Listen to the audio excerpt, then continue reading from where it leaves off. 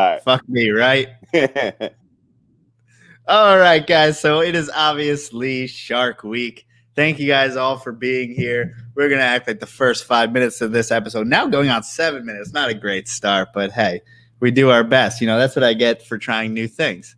You know, sometimes the sound works, sometimes it doesn't. But thank you guys so much for being here. This is a special Shark Week edition of From the Ground Up podcast. And I'm super, super pumped to talk about sharks. But first, PortCityPet.com. Go check out different bioactive. If you have reptiles and amphibians, we have some bioactive substrate as well as ISOPODS and ISOPOD substrate. So yeah, go check that out, as well as we have a bunch of animals available. And I say we, and it's just me, but you know what I mean. Well, I guess kind of. So I have someone who works somewhat part-time for me now. So I guess I can say we with confidence. Shout out to Jeremy, who's been helping me out. He's here in the Philly area, and he's actually comes over every Wednesday and helps me clean the collection and prep some boxes and prep some different things to get started or to get ready for the upcoming crazy week. And yeah, he's been a super good help around here. And other than that, check out Snake Discovery. So Snake Discovery, obviously, Emily and Ed over there have been doing some great work, as well as they're opening up a zoo soon. So please go check out their YouTube channel. They are hatching out a lot of crazy bull snakes, as well as hognose and a bunch of different species of snakes. You guys are already subscribed to their YouTube channel, but yeah, check out the animals that they have available as well. Other than that, I think that's really all I have to say, other than the fact that I'm super pumped. I got a package today from Focus Cubed. From Ashley and her husband. They actually build custom cages, and they have these awesome PVC enclosures, in which I already have 2 upstairs. But today I got a cube, which I'm going to use for my baby Lychee. So I'm super pumped. So thank you to Ashley and her husband for hooking that up.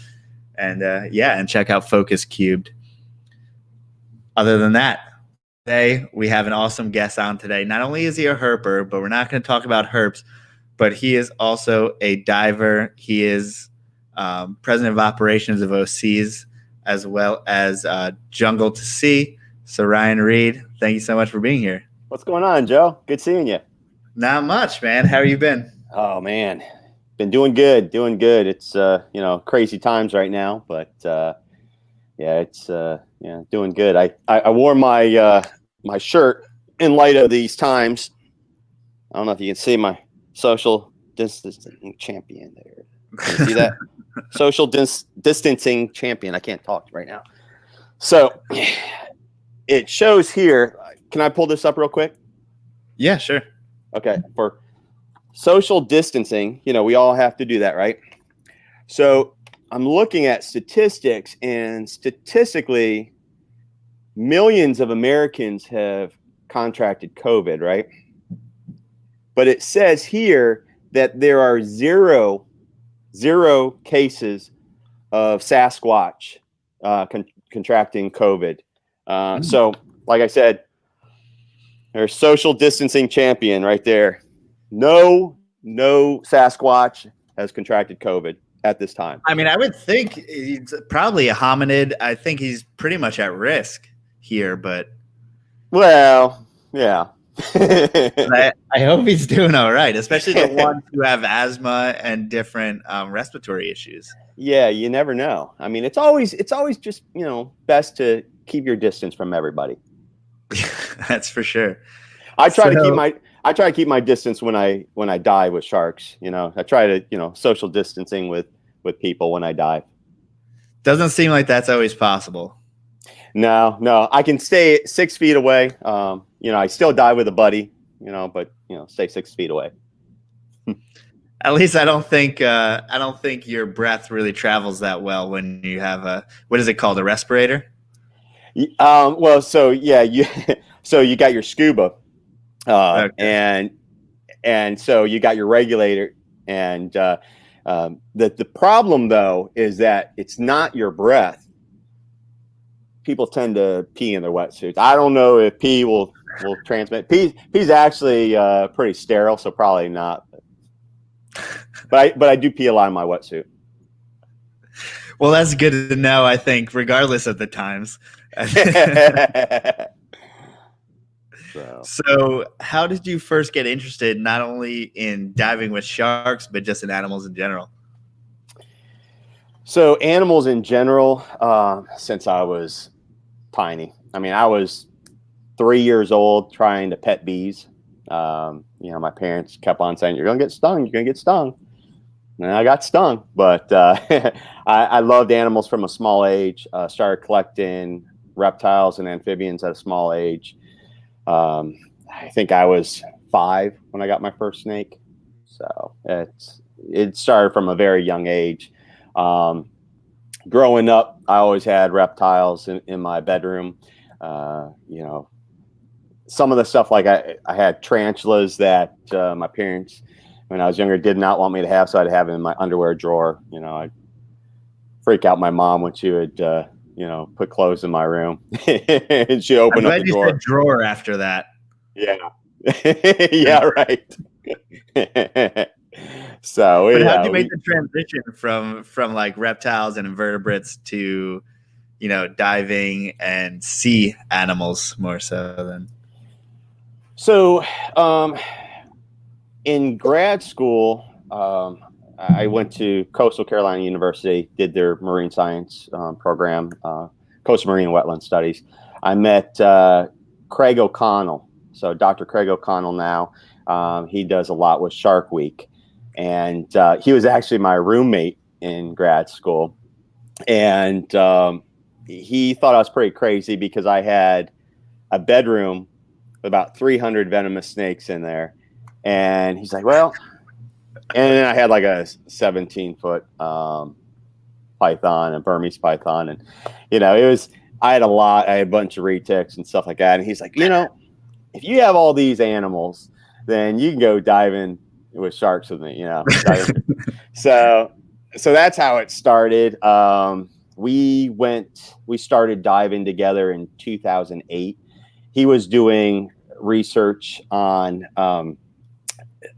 a chemical repellent for sharks. So pretty much taking a dead shark, taking the chemicals from that dead shark and using that as a repellent.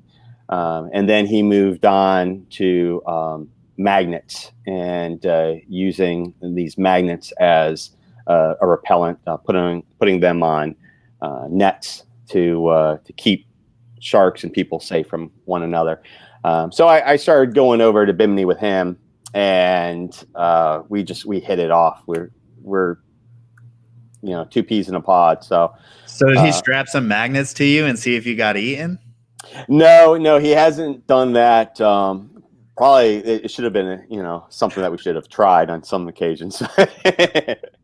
No, he would actually deploy these PVC poles, and he'll attach magnets to it, and then we would have bait, or he would also put magnets into a like a sock that had bait in it too, and to see the response of sharks to repel them, with that stimulus of having food there. But yeah, I probably should have had magnets hanging on me on a couple dives, but yeah. I feel like also I need to kind of elaborate on the fact that you said like, oh, he's kind of involved with Shark Week, but he's been in many Shark Weeks, but he also kicked off Shark Week last night with Tyson versus Jaws, and he had a role in that. So I mean, that's huge. Yeah, he's done a lot with Shark Week every year. He's and what's really cool about Craig is that he not only does the science, but he also is doing the cinematography, and doing a lot of filming now, and that's really cool.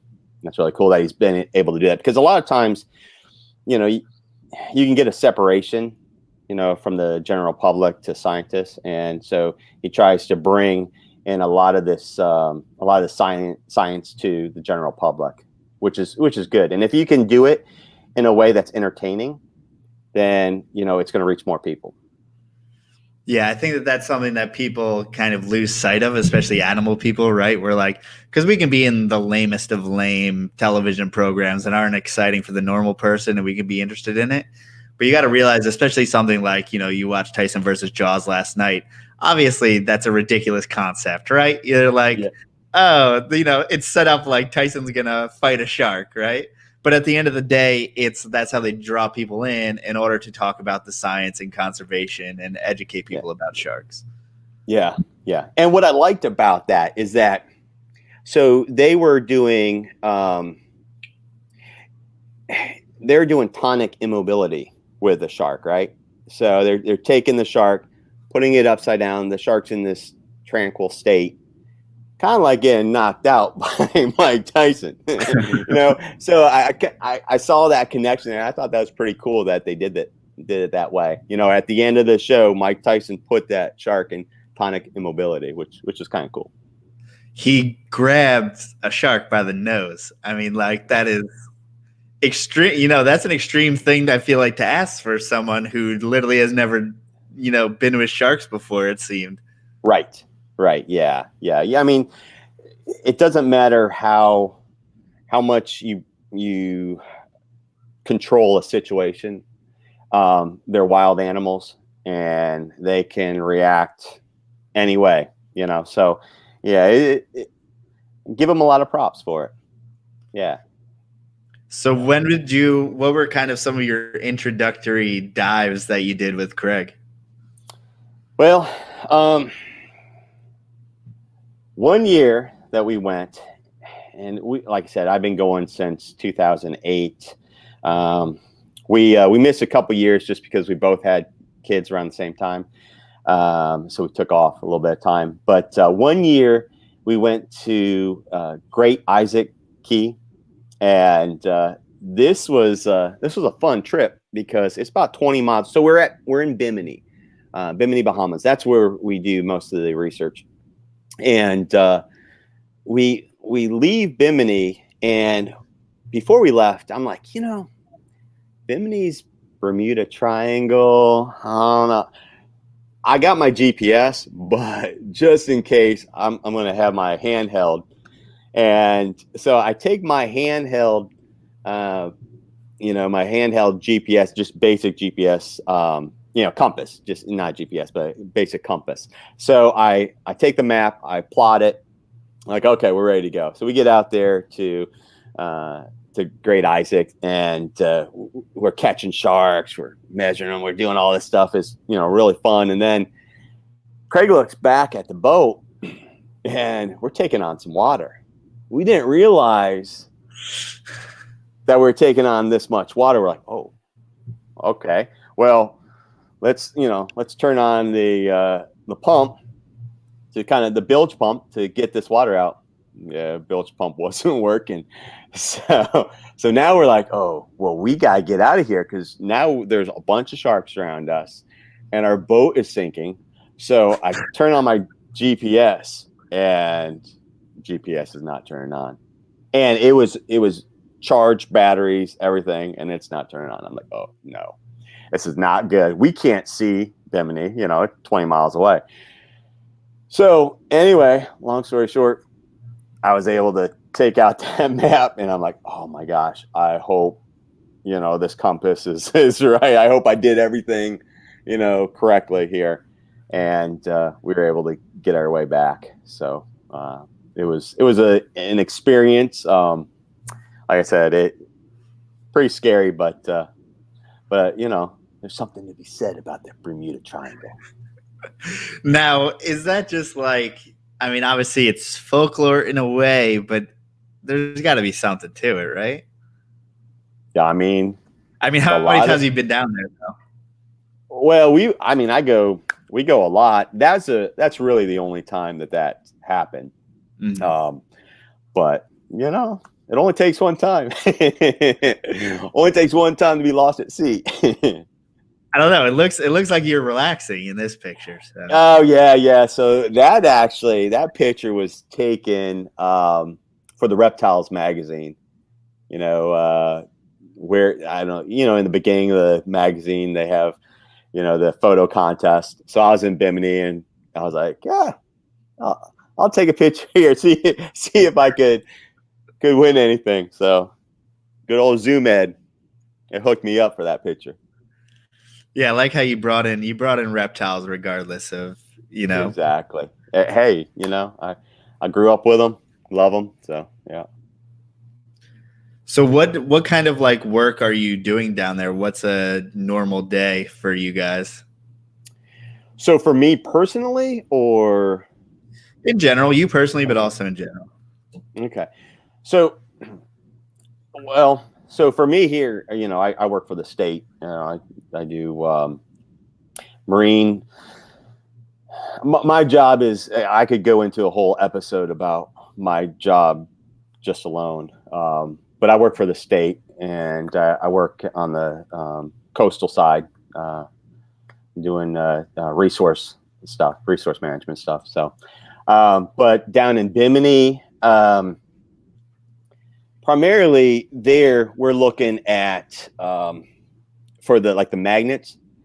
We're doing trials, making sure that we're testing different species, making sure that this actually works. So we have controls, and then we have the experiment, and just testing to see what species react to these magnets.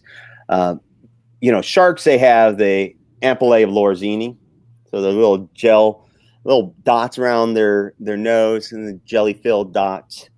These are receptors that pick up magnetic fields. And so if you have a really strong magnetic field, a lot of times they respond negatively towards that. So it doesn't hurt the shark. And that's what Craig was really wanting to do, is he wants to protect the sharks and also protect the people, because if you're going to be able to protect the people, then you're going to have more support to protect the sharks. So, we did that. Yeah. And then how did that evolve over time? Did he end up having some type of product in which successfully warded off sharks? So he's worked with other people on getting product lines out there. But right now, I think he's focusing more on filming and on the nonprofit OC's Conservation Foundation, and he does a summer camp every year with kids, and doing a really good job with the summer camp. Kids love it. They have same kids coming back each year. It's a really good program. You gotta get them started at a young age. If you really want to change things. So, what is Shark Camp like? It's crazy. There, you get a bunch of kids together, and they help Craig with all the research that he's doing, tagging sharks. He kind of doesn't go super in depth. They're younger kids, so but it gives them a baseline of shark research, and it gets them interested in future research, and hopefully you don't want to make it too complicated for them, so you want to get their interest, kind of like what we were saying before with the shows. You want to grasp the general public, and I think he does a great job with the kids. They do learn a lot, and it gets them interested in pursuing that further. Is 28 years old too old to go to Shark Camp? Well, so yes, that's too old to go to Shark Camp. But I think it's Horizon Charters has a Guadalupe trip. So Guadalupe, Mexico, with white sharks, and Craig is a lot of times he's the guest, the star person for the trip. So if you want to meet Craig, sign up for one of their charters. And I think there's one coming up sometime soon. And then Jungle to Sea, we haven't done a whole lot right now just because of all the COVID stuff. But we're looking at, once things settle down, we're going to start ramping up and doing eco tours. So what kind of things do you do with Jungle to Sea? So it's pretty much similar stuff to what we've done in the past over in Bimini. It's designed for people that are interested in wildlife. It's not a trip if you want to go and sip margaritas, on the beach. It's, we kind of rough it a little bit. We like to immerse with the locals a lot. So we'll get a house, and it's a small group too. We generally don't like to do more than like 6 to 8 people at a time. And, we do a lot of shark research. We do topside tours, looking at the local fauna and flora, and just, get a lot of interest with people who like to do photography as well. And, we just try to open people's eyes to, the science side and just a natural beauty. And, it works. A lot of people that have done it with us before love it. They had a great time. So is that something in which you need to be like scuba certified to do? So yeah, if you're going to be doing the diving, yeah, you should be scuba certified. Now, with that said, you don't have to be. We go in water that's 20 to 30 feet deep on average, and you can snorkel in that that type of setting. So if you're not scuba certified, that's not a a necessity. It's always good to be certified, but you don't have to be. There are people that go on the trip that just snorkel and don't dive. But so what kind of sharks are you looking at in a trip like that, and kind of what are the locations that you go to? So when we first started in Bimini in 2008, we would go there and we would see a lot of reef sharks, a lot of nurse sharks, and that sort. And then each year we would find different hot spots. And I mean, first couple years we didn't see any great hammerheads, and now we see hammerheads all the time, up close, personal.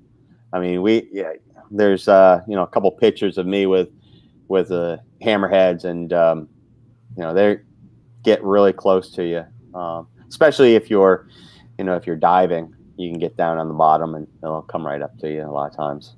But so nurse sharks, reef sharks, lemons, hammerheads, bulls, tigers on occasion. So we'll get a lot of cool animals coming in. And then you'll also see a lot of stingrays, spotted eagle rays, stuff like that. Yeah, that there was a nice size hammerhead that came up to me, and he wanted to give me a kiss. So what's your comfortability around a situation like this, and kind of what are you thinking?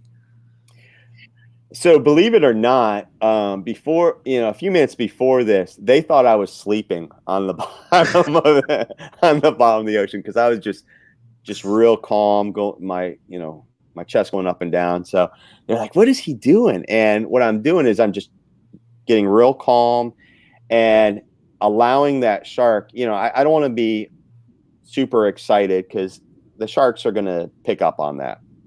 So, and you don't want to be flailing around. They have a lateral line that actually it goes along the sides of them, that they can pick up on pressure changes. And so a lot of movement in the water, they can pick up on that.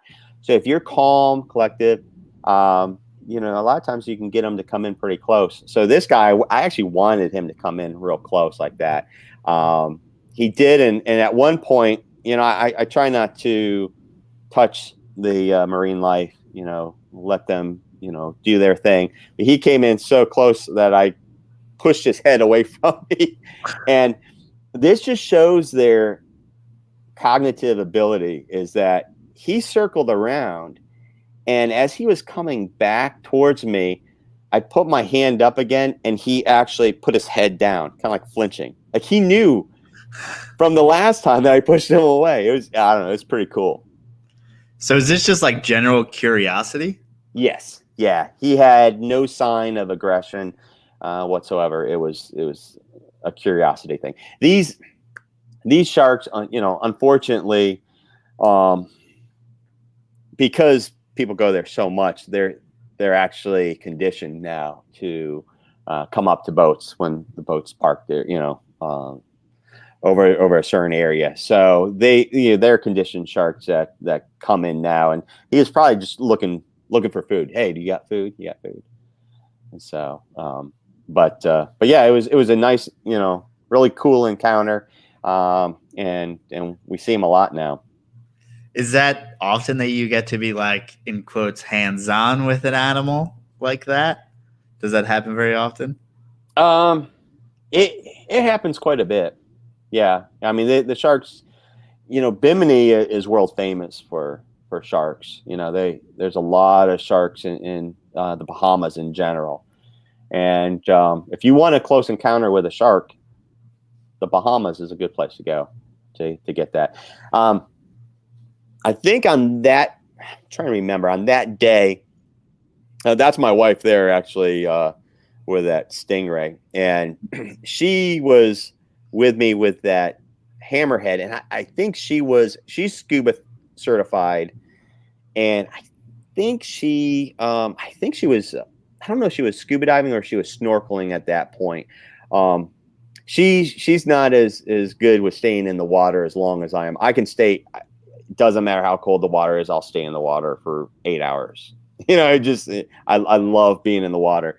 She gets cold easier, so she was up near the boat, and that hammerhead started swimming towards her and started leaving the group and was just curious and started swimming up towards the boat at her.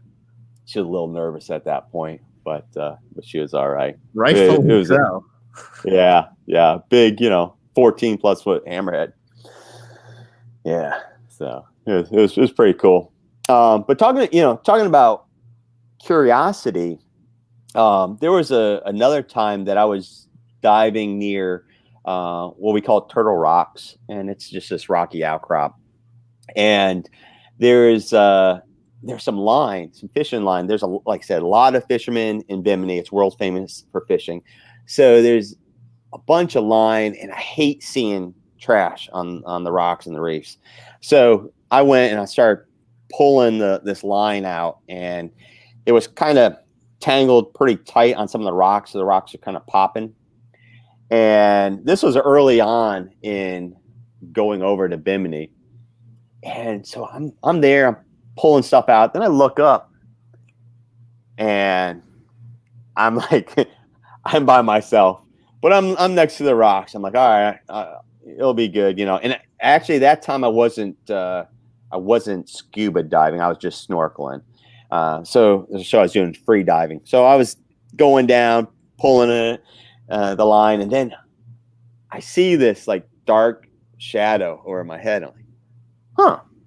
And I'm thinking, well, is it getting cloudy? Because a lot of times when the clouds come over, the water starts getting darker. I'm like, it's getting cloudy. And then I just started popping again, pulling the line, got the line. And then I look up and there's this reef shark over my head, just kind of like, what's going on down there? Just checking me out. So, nothing bad. He was just very curious, just wanting to see what was going on. They can sense that, sound. They're really good with picking up sounds. So he was just checking me out. It was kind of cool. Are reef sharks kind of the thing that you're going to encounter most often in those situations? Yeah. Reef sharks they're everywhere. Yeah, you'll see a lot of reef sharks. And then, like I said, hammerheads are more seasonal. We try to go in the spring to see the hammerheads. And then, we've been seeing a lot more bulls as well coming in. So bull sharks are cool. I like bull sharks, but how concerning is that? Bull sharks are. So here's the thing with bull sharks. Bull sharks are ambush predators. So just as long as you make eye contact with them and they see that you're making eye contact with them, usually you're pretty good. there was a dive that I did for one of the shows that we did for Shark Week. It was Sharks Among Us, and I was a safety diver. And yeah, here's this now. Now this is my video here, so it's unedited, so it's might be a little shaky. You got some nurse sharks there, and then you got a bull shark in the background. We had probably 4 or 5 bull sharks. There's a bull shark coming in right there, and so they're doing the shoot. Paul DeGelder was actually on the shoot as well, and Craig and Paul were down, communicating, and I'm, with a PVC pole. We don't use anything that can hurt the sharks. We just have a PVC pole to push them away, and so I had this pole, and I'm looking around trying to keep these bulls away, and one bull, I was like, man, where is he at? And I'm looking around, and like he must have went off, because you can't, even though the visibility is good, you go, I don't know, that's probably, I don't know, I would say 50 yards, and you can't see anything. You're looking at maybe like 20 yards that you can really see fairly good. So he's out of sight for me right now. And then I turn around, and he is right behind me, to the point where all I had to do is shift my fin to kind of smack his side, and then he took off. But what they're doing is, they come up behind you because they know that, you're not looking at them. So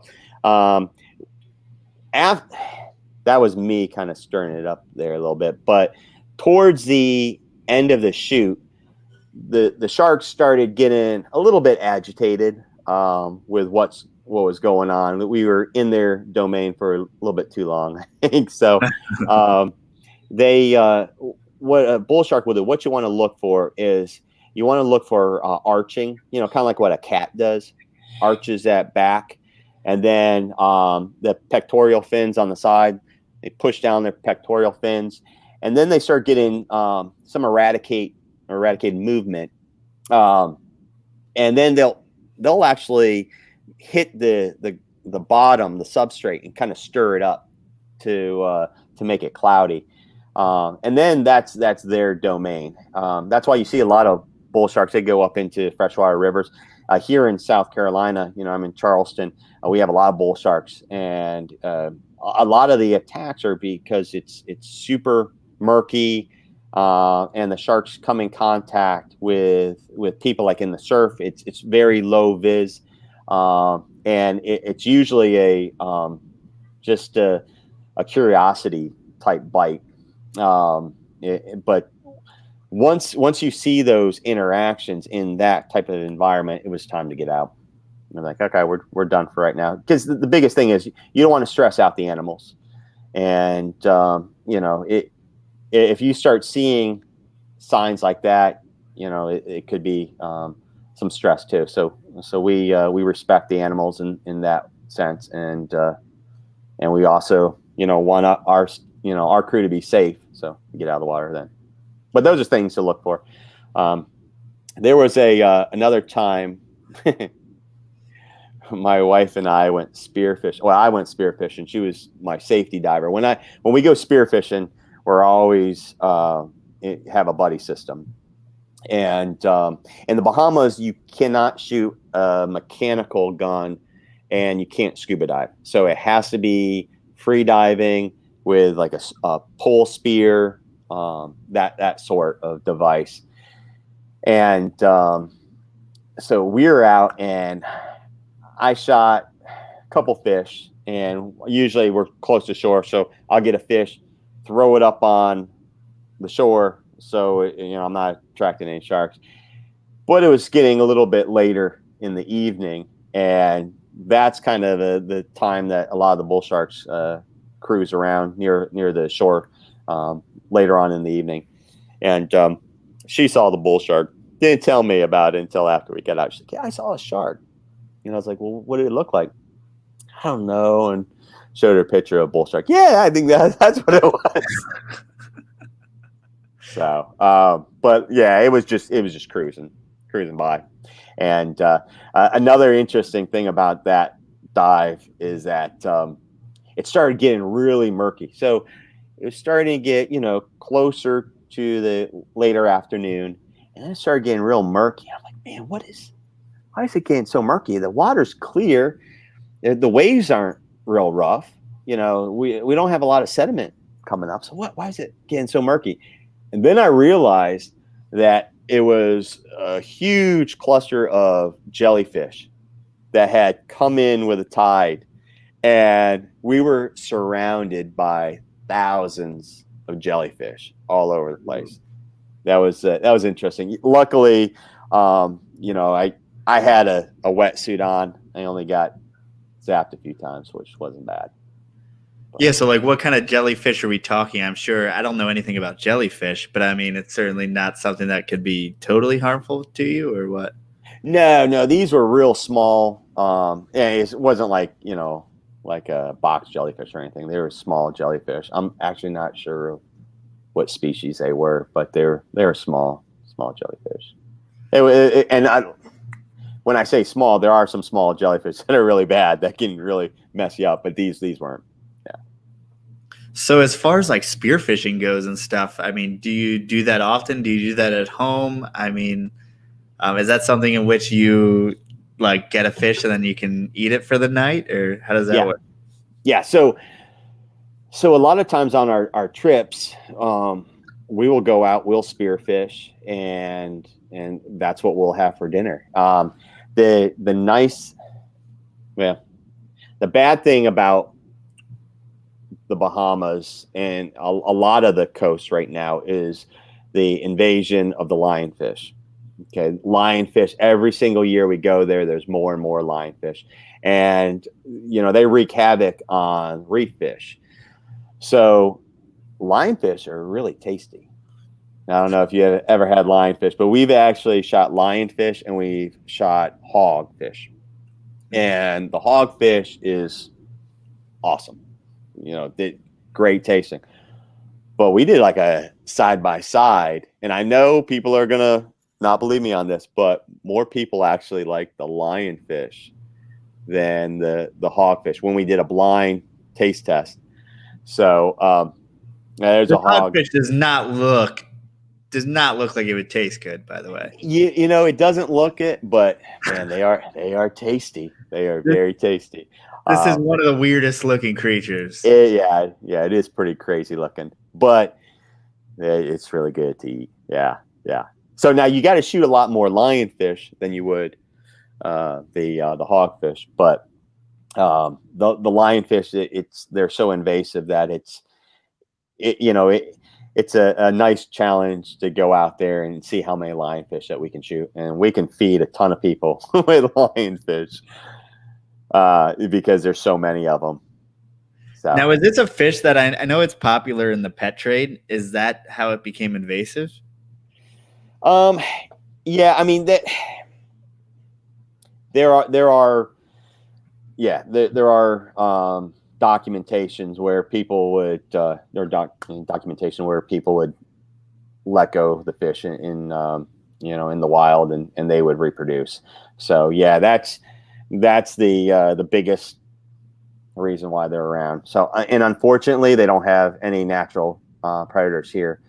They're Indo-Pacific. They're over here they don't have natural predators. I mean, now let me rephrase that. There have been some documents of like grouper eating them, but that's few and far between. I mean, their reproduction rate compared to the amount of predators that are in the area for consumption on them is, they're going to reproduce a lot faster than they can be consumed. Yeah, so that is something that I know in Florida it's a thing to eat lionfish, right? There's a bunch of restaurants and stuff. A bunch of people serve lionfish. Mm-hmm. Yeah.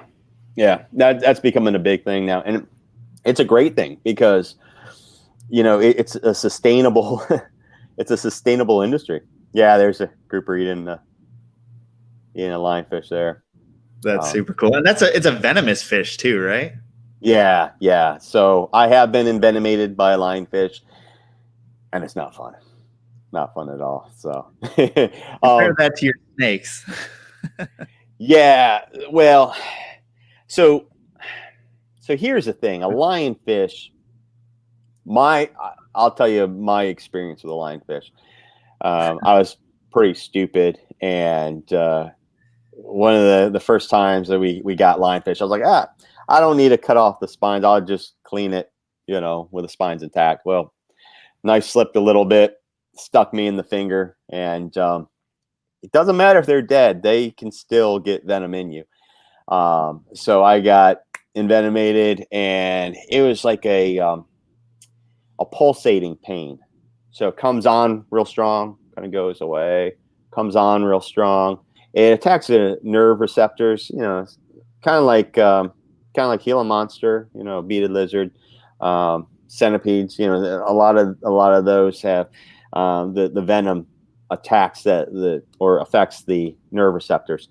So I wasn't gonna pee on my hand, and so I'm like, man, what do I do?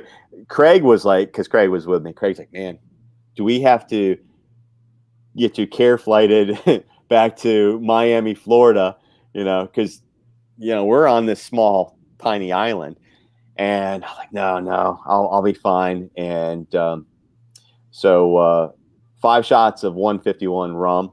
That that did, take some Benadryl. Passed out, woke up next day, I was fine.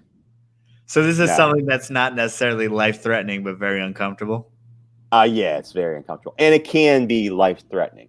It can be, because here's the thing: with any type of protein or enzyme from any type of venom, you have to watch out for anaphylactic shock, and every person can react differently to the venom structure. So always, if you get bitter stung, always take precautions and go to the hospital, if you can. So unfortunately there wasn't a hospital there. But it wasn't a severe envenomation too. It was a light prick, on my hand. It wasn't severe, but I mean, like I said, if I was at home, would I have went to the doctor? Probably. Yeah. And is that something that has spread all the way up to South Carolina? Yeah. I think they're in the summertime, so they'll actually move along, like the Gulf Stream. They'll ride that Gulf Stream up, and so in these warmer water. I mean, you go offshore in South Carolina, even in the winter time, you go into the Gulf Stream, and you're in 70 some degree water. So they will move. I mean, I know they're up in North Carolina, and I think parts of Virginia even. Wow. So do you spearfish at home? I do every once in a while. I haven't been in, it's been a while. My son's 2.5. I probably haven't been spearfishing since he's been born. I've been busy chasing around a 2.5-year-old. Understandable. Yeah. But yeah, it's there's a lot of diving here in South Carolina. A lot of shipwrecks. It's pretty good area to dive. A lot of people spearfish the jetties. So yeah. So what is it like going to check out a shipwreck? I mean, is that just a place in which there's going to be all types of marine life around? Yeah, generally. So the nice thing about shipwrecks is that it creates a structure, a habitat for fish species. There was talking about a shipwreck. So there is this ship called the Hesperus. So, and this Hesperus is It's probably about 20 miles off of Bimini. And we went out there one day and we're like, we need to get barracuda for the shark research. So we're trying to get bait. So we're catching these barracuda to use for shark bait. And I think maybe, half an hour, we caught 10 of them. And I'm like, man, we're just destroying these barracuda. We're catching them left and right. And so anyway, I was like, hey, Craig, you want to jump in the water, see what we can find? He's like, yeah, sure. So we jumped into the water and we didn't even put a dent in that population.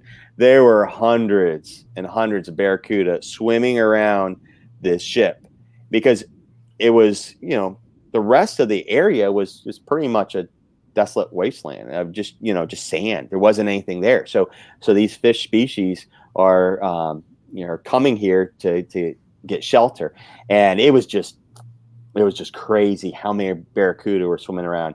So we're there, we're spear fishing, and then a black tip came in and stole one of our fish, took off with it. So, is that a situation where, do you have like a bunch of dead fish in a bag in which you're basically just shark bait? So when we shoot a fish, so if you see this picture here, that actually, so I shot, that was a second shot. Craig actually shot it in the side, and he was using a Hawaiian sling, which projects the spear out and it shoots into him. And then that barracuda started swimming around in the circle, and he was yelling for me to get over there. He's like, we got a fish in the water, an injured fish in the water. So I got over there and finished it off. It's kind of going around in the circles, and I was able to hit it in the head and with a paralyzer tip and kill it. But we got that thing out of the water super quick, because if you have an injured fish in the water, it will attract sharks. So what we do is when we shoot an animal, we get it out of the water as soon as possible. And we have people topside waiting for us to pass them off the fish. So we always have people in the boat topside, and then we have at least 2 people that are together spearfishing. Whoa. So, this thing, that what you call the paralyzer, is like 3 prongs of death. Yeah. Is this what you usually use? So I have a couple different tips that I use, but that one there is generally the one I go to, especially for smaller fish, because when I shoot them, it will hook into them pretty easily, and it does the job. It's pretty efficient, so I use that a lot.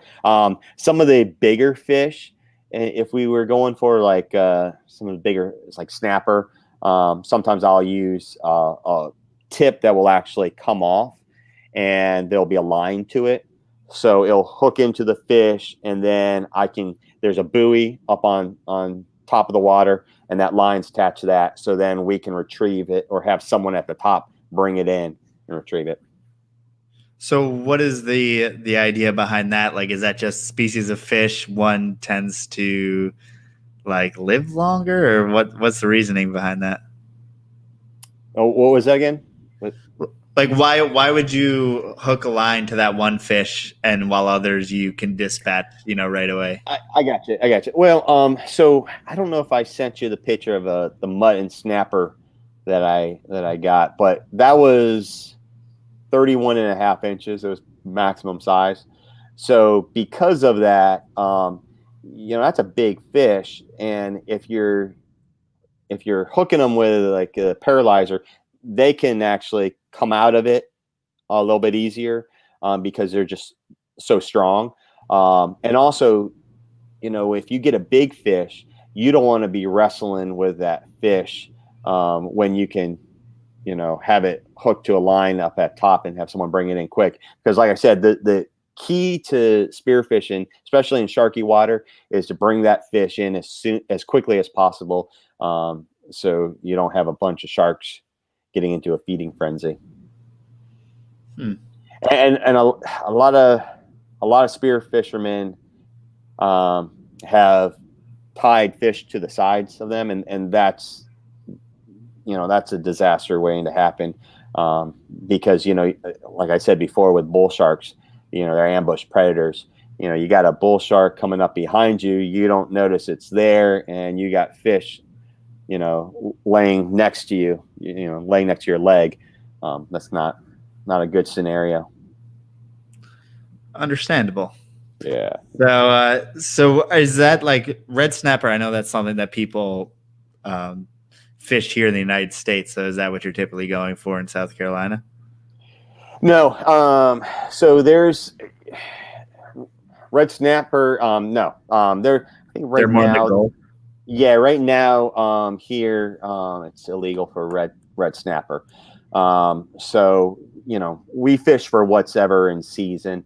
Down in like I said, I don't do as much spear fishing here as I do in the Bahamas.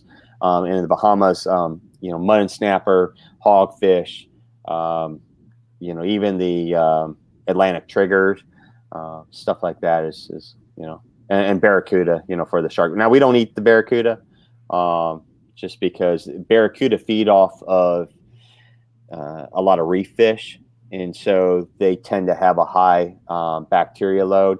And if you don't prepare barracuda correctly, it can kill you. So we don't mess with the barracuda.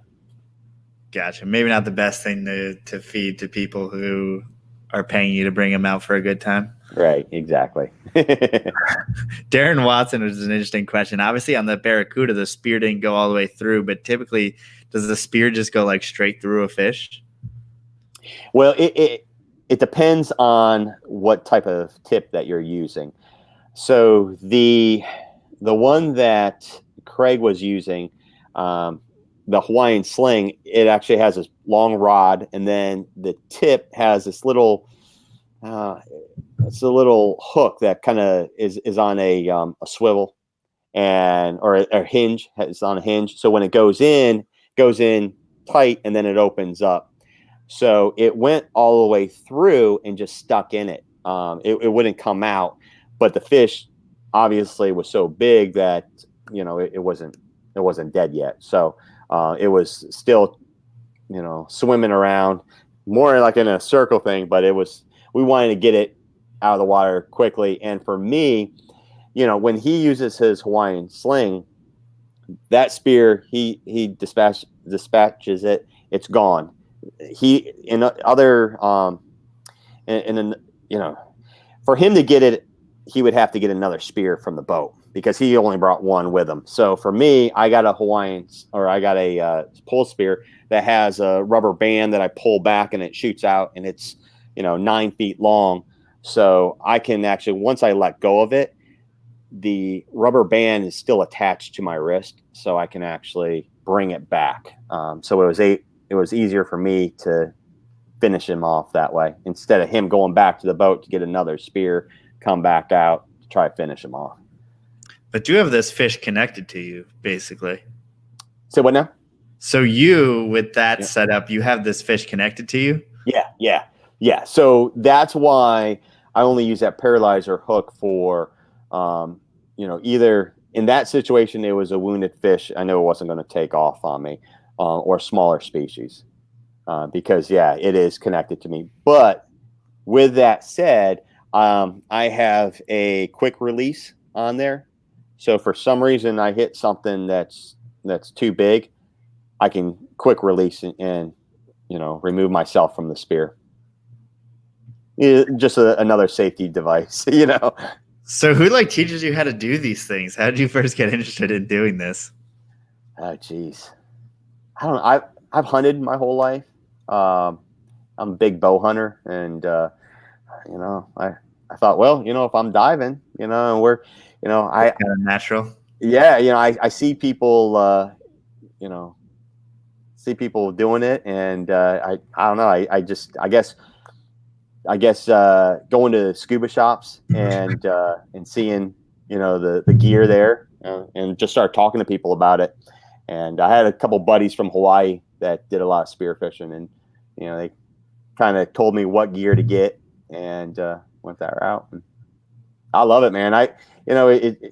It's fun. It's fishing is great. I love fishing too, because you don't know what you're gonna get. You're up there on the top, and it's always a surprise on what you're bringing in. But there's something to say about spearfishing too. Spearfishing, you got to hold your breath. You got to dive pretty deep, and you got to fight all these external factors. You gotta fight that fear of other predators around you. You gotta fight the fear of drowning. When you're diving deep, that CO2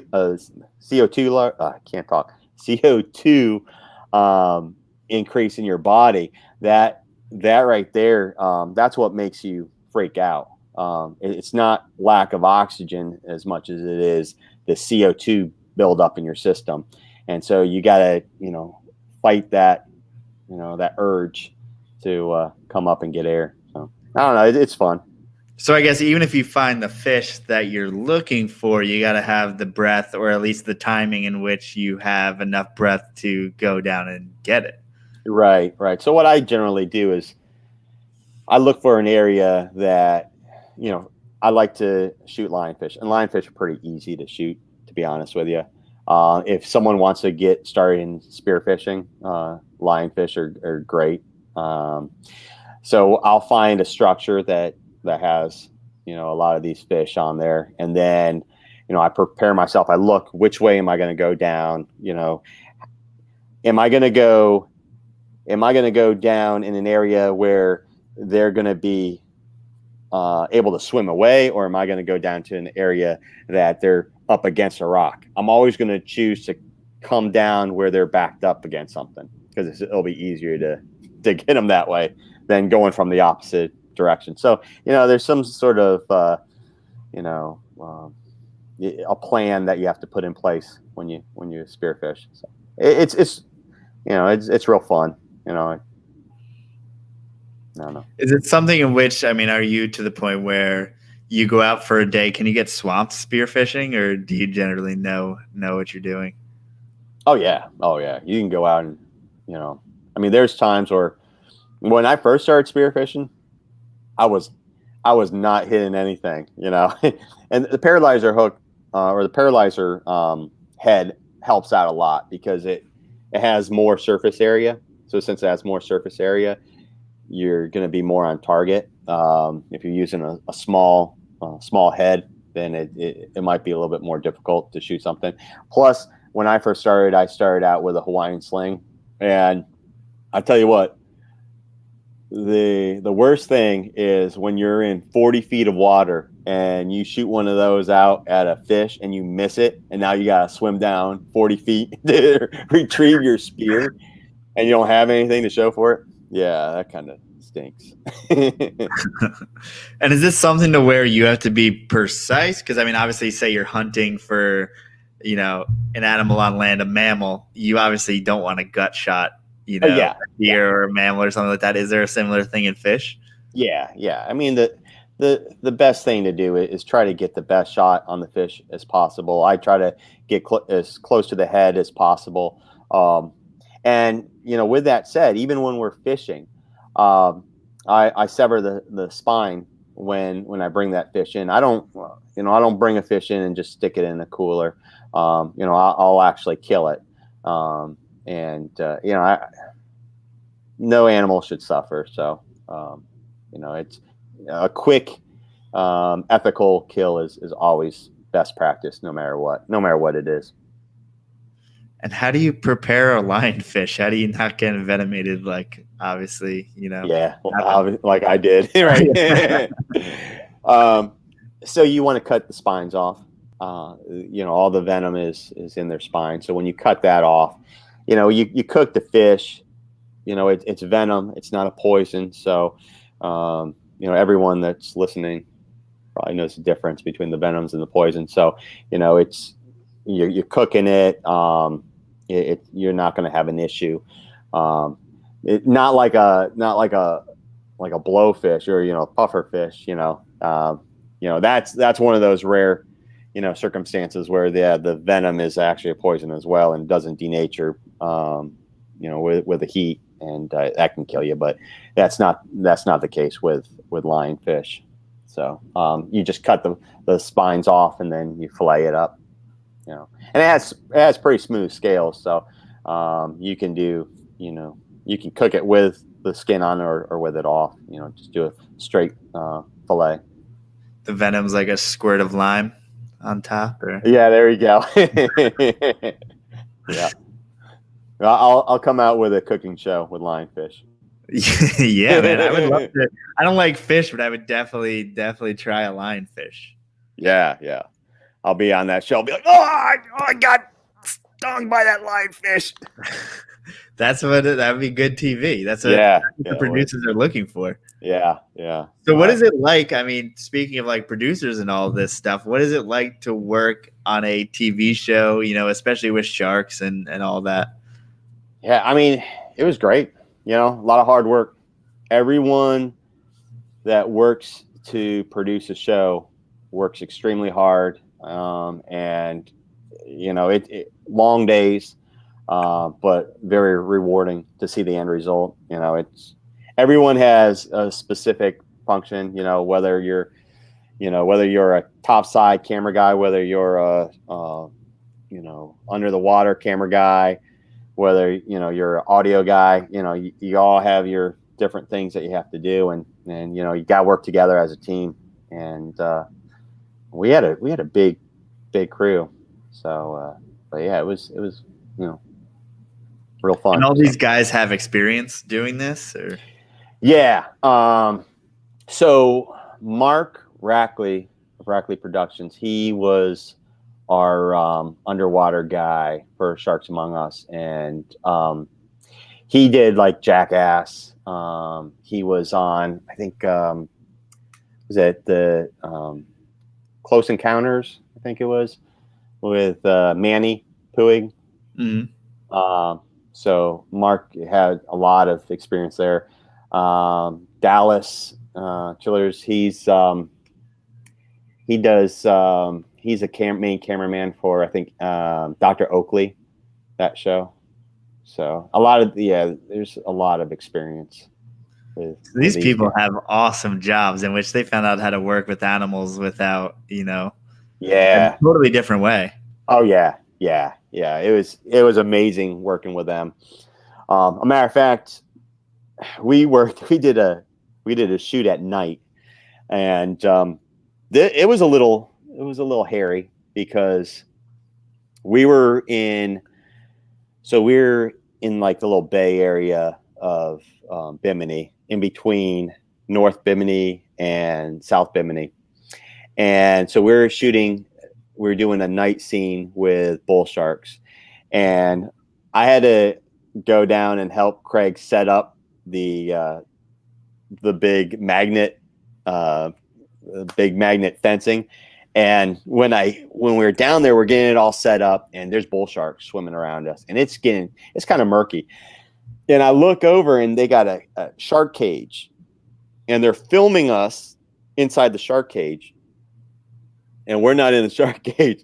So I'm looking at Craig, I'm like, man, these magnets better work because there are bull sharks all around us, and we're not in the cage. So anyway, we got that set up, and I'm down there helping Craig with this fencing, and I wrapped my leg around some sort of pipe that was down there.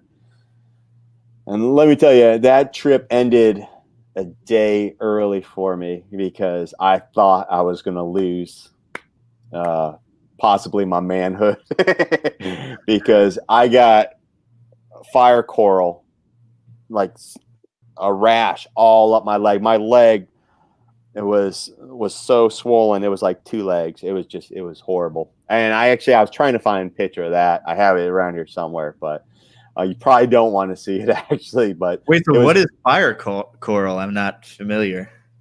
It's a stinging coral. And I just had a bad reaction to it. My leg turned purple. And it was To be honest with you, at the time, I really didn't notice it too much because, I mean, it's getting close to evening, and I got these bull sharks around me, and I wanted to get, I was more concentrated on the bull sharks than I was fire coral. But yeah, it was pretty bad. So we got the fence set up. You got Craig down in the cage. He did that night shoot. It went great. And then we're like, okay, well, we got to get all this stuff back to the house. So Craig had his boat, and then I had a rental boat.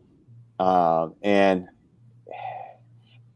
if you've been to the Bahamas and you rent equipment, some of these smaller islands don't have, the best equipment because they just can't afford it, because, to have a mechanic there, it's costly, and then to get parts, it's very costly. So I'm renting this boat, and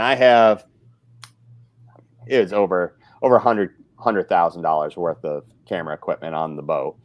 And Craig's like, all right, we got to get back to the house. It's dark out. So I'm following Craig, and we're going through this little channel to get out into the ocean. And granted, Bimini is like, the Gulf Stream is 100 yards off of Bimini. I mean, it's super close. And, there's a lot of current there. So we're coming out, and a storm's coming in. My engine, so I got a dual engine. One of the engines goes out on the boat. So now I'm operating with one engine. I got all this gear on the bow of the boat, and my nav lights go out on me. So now I have one engine, no navigation lights. It's dark, and now we're getting 6-foot swells coming in of water, and it's just crashing over the boat. It's not a big boat; it's like a 24-foot boat. So I got waves coming in because I'm following Craig. So I got waves crashing over. I'm like, oh my gosh, I hope I don't lose this gear, So, and not only that, but we're going through an area that has all this coral outcrops. So we're trying to navigate, and I got my flashlight that I'm going like this with a flashlight, trying to, get right behind Craig. I thought I was going to die. I was more scared there than I was diving at night with bull sharks. So if that tells you anything, bull sharks, they're not bad. When you're on a broken down boat in the middle of a storm with $100,000 worth of gear, that's scary. But you made it. I made it. Yes. Yeah. Craig and I made it. And the thing about it is that going into this little channel to get to the house, it's a fairly narrow chute. So you got to kind of, when the waves build up, is you just got to hit it right. And doing it at night with all those issues that we're having, it was a very tense moment. Yeah. But it was fun. It was fun. The next day I laughed about it. That night I cried about it, but the next day I laughed about it. That's the thing. Like, those are not the best of times while you're going through it, but at least you can look back and say that was crazy. That was fun in a weird way. Yes. Yeah. And with that said, with my job here, working for the state, I'm on a boat a lot. That's kind of a weekly basis is, so it's, I do have experience there, but it's still nerve-wracking when you're in that situation. But what is it like? Like, I think it's one thing to be in water, and people are nervous about being in the water, right? Like any open water, but at night is even worse. So I couldn't imagine being at night with bull sharks. Yeah. It can be. Yeah, it can be nerve-wracking. The good thing about the scenario that we were in is that we did have a wall, because it was like this pier that came out, And then so we had this wall against our back where the fencing was. If we went out a little bit further where the pier head was at, then we would be in more exposed area. But it was somewhat controlled where we did at least have our backs up against something. And like I said before, bull sharks are ambush predators. They come up, they like to come up from behind, or they'll go after, injured animals and stuff like that. So in our case, it was not an ideal situation, but it was more ideal than at nighttime in complete open water. So you at least have that control there. And is that something in which, that situation, you just have that like PVC pipe again? Yeah. So we just push them away. Yeah. Once they know that we're there, that we see them, they're fine. Really? It's really the attacks that you see are going to be, just like an attack where the animal it's a curiosity bite, or it's an attack where you're in extremely murky water. It's a real sediment. The turbidity is really bad. Sediments everywhere, and it's you can't see very well. A lot of times, when you have like a lot of people along the coastline getting into the surf, you'll get attacks there. So it's very rare to be attacked by a shark. Yeah, very rare. I'll go swimming. To be honest with you, I trust sharks more than I do most people. Yeah. So what has been your closest encounter? What other types of sharks have you been with? Obviously, bull sharks are, some of the most popular, as far as, that's the shark in which, at least here in the East Coast, like the Shark River in New Jersey, there's a lot of folklore around that. And great whites and tiger sharks, these are all sharks that are considered, in quotes, like man eaters and stuff like that. What other big sharks have you encountered? Well, the hammerheads, they're another big one. But the hammerheads, some people consider them dangerous just because of their size, but they're not. They got the small mouth underneath, their head. It's I've never felt threatened. I've never felt threatened really, other than that time where the bull sharks started getting a little agitated that we're there. That's really the only time I've really felt, we need to get out of here. Most other times it's, the night, like I said, the night diving, we had the bull sharks around, and it was a little nervous at first, but I didn't feel like I was being threatened or anything like that. But yeah, so what I've dove with, the lemon sharks, obviously nurse sharks are everywhere. The Caribbean reef sharks, tiger sharks, hammerheads, bulls, that. Wait, so when did you encounter a tiger shark? One of the trips that we were doing, where we were filming the great hammerheads, a tiger came in, and actually there were several times where tigers came in, but they're kind of on the outskirts. They were being a little bit more shy than some of the other species, and one came in pretty good on one trip. Very very calm, just cruised in and cruised out. So can you poke that one away with a stick too? You can. Like I said, none of these sharks, once they know that you've detected them and that you're not prey, they're good. We're not very tasty. So they're really not after us. And you also have to look at risk versus reward. So the risk of injury in an animal is not necessarily worth the reward that they get, especially when they're tasting us that we don't taste good. So they're they're not likely to attack. So I think it's weird as just a person who hasn't experienced that, because I feel as though in those shows they tell us at all the time that say they don't have that attitude, but then again the whole show is kind of designed to make you feel like they do have that attitude, so you don't really know like what reality is. So, and I think the reason why that is shows need to make money. They need to get ratings. So having that little bit of fear, it's kind of like watching a train wreck. It's horrible, but everyone watches it. It's one of those things where, if kind of like what we've talked about in the beginning.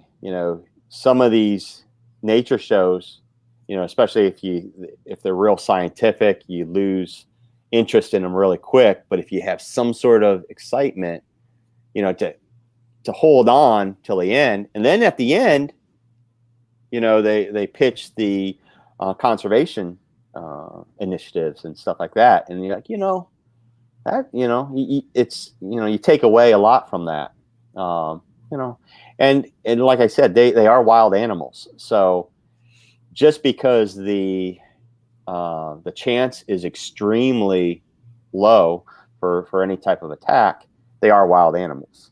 It's Steve Irwin, when he was doing his shows, a lot of that was in a controlled setting, but he still had a chance to get bit. And it's like any wildlife show, the chances are there. So they're just mitigated to the best of your ability. Right. Exactly. And like I said, there are in almost, every situation, every shot is set up to try to make sure that everything is controlled as much as possible. So being a safety diver, we're looking at every single area of the shot and saying, okay, what can we do to make sure that everyone stays safe?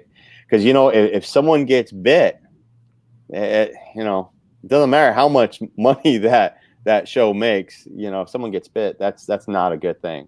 I'm sure that reflects upon a conservation scientist or someone who's doing research, or I'm sure that reflects negatively instead of positively, no matter the show. Yeah. Right. You always want to make sure that the animal is in the best light, and animal attacking somebody is not going to show the best light. And it doesn't show competence on the count of the safety divers, and I'm sure your job is to make sure that doesn't happen, right? So right, exactly, yeah. I mean, it's like I said, it's one of those things where they're not, very rarely will a shark attack you. Very rarely will it attack, but there is a chance. So trying to mitigate all the negative chances is what we're trying to do. So, all right, Ryan, I'm ready to go dive with the sharks. Yeah, there you go, man. There you go. We'll go diving. That's for sure. So Bimini is a great place to dive. And actually, not only sharks, but we dove with some dolphins as well. And we were out in between Bimini and I think it was Great Isaac that we were in this body of water, and we were talking about it'd be cool to go dive in with some dolphins, and we heard that there's a pod of dolphins in this area, so we went there, and sure enough, there's spotted dolphins. And so we jumped in the water, and I think that might be on my Jungle to See Facebook page. I might have a video on that. Either that or you can see it on, I think, YouTube. Jungle to Sea on YouTube. I think I have that on there. But we started diving with these dolphins, and literally they were coming up so close. I was like this. I had to, tuck my hands in because they were right up in my face, and they're getting a little frisky though. So they started corralling my wife towards her or towards them, and so we had to after a while. Oh yeah, there it is. Yeah. So I don't know if, so there's my wife there, and they started swimming around her and kind of trying to get her separate from us. And do they know, like, is there any reason why they picked her? I don't know. I mean, she is cute, so. Like, is there some type of like pheromone thing going on? Do they legitimately have some, differentiation between male and female? Yeah. They can sense. So they were kind of getting her off to the side there, and then you can actually, I don't know if you can see it in one of these videos, but at one point, some of them were actually mating. But anyway, they with each other, not you, right? Yeah, exactly, right. so yeah, they started getting her, and one of them jumped like right over top of her, almost landed on her. It's crazy. And that's Craig there. Craig's filming them. But see, we can't even put our arms out. I had that little GoPro camera, and they were getting so close to the camera. And then once we got her away from them and brought her back to us, they all stopped and just looked at us and then turned around and took off. It was kind of crazy. So they're like, oh, so like they're coming to you just as much. They took. So we saw them. We're coming back. I think it was from Great Isaac. We were coming back, and we saw this was a different time, not the time that the boat was sinking, but a different time. And we were coming back, and we saw them, and we're like, hey, let's jump in the water, see what they do. And they came up to us. So. But yeah, I think towards the end of this video, I don't know where it's at right now, but yeah, if you go towards the end. All right, see that one just jumped right over, and that one just how it jumped right, almost landed on her. And at that time, we're like, they're getting a little too friendly. So, and then this part here, we took her and see them just swimming off. They're like, all right. We don't have it.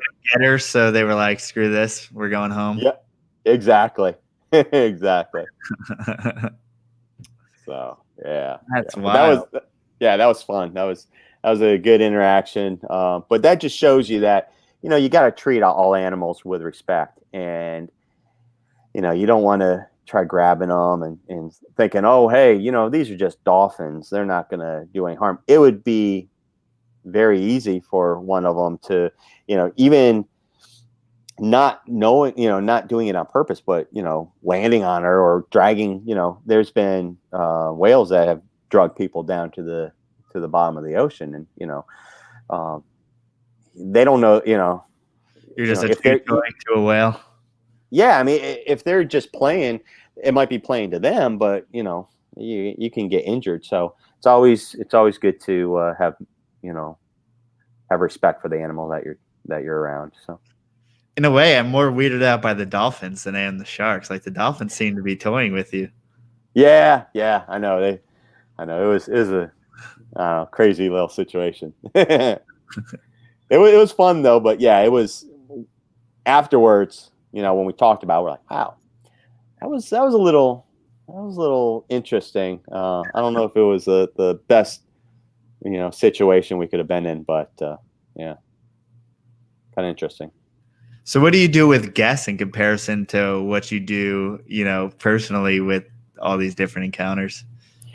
So when we have people go out, it's definitely a more controlled situation.